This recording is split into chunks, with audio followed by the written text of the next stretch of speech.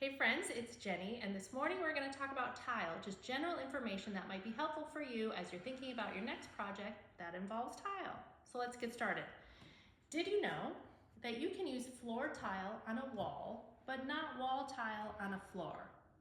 Floor tile is a little thicker and more durable than wall tile and often has a bit of a grippier surface than a polished wall tile will. As you can see here, this wall tile is polished and slick, which would not be great on the floor. So no go on the floor for this wall tile. Moving along, the floor of the shower pan, has to have a small format tile. This is a 2x2 tile because the floor of the shower is pitched towards the drain. So these don't have to be square, it could be octagonal or round, but the floor of the shower should have a small format tile. Okay, moving along. When you're installing tile, the install can not only change the look and aesthetic of the tile, but can also change the price. This is called a straight lay install. All the tile is lined up like soldiers in a row. It tends to feel more contemporary. No matter what, a straight lay install feels a little bit more modern.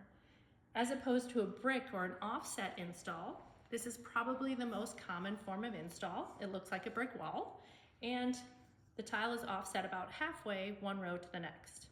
So lastly, you can see here, this is a herringbone install.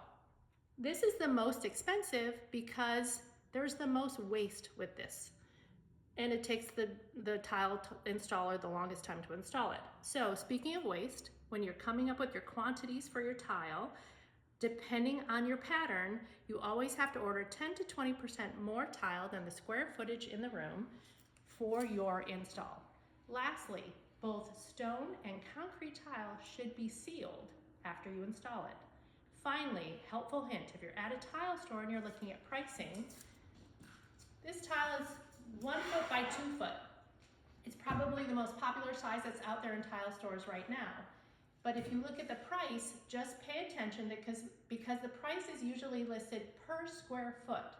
So if the sign says $5 per square foot, this piece of tile will be $10. It can get a little confusing. So make sure the price that you're looking at is either per square foot or per piece, because those will be different. Hope this helps as you're thinking about your next tile project. See you next time.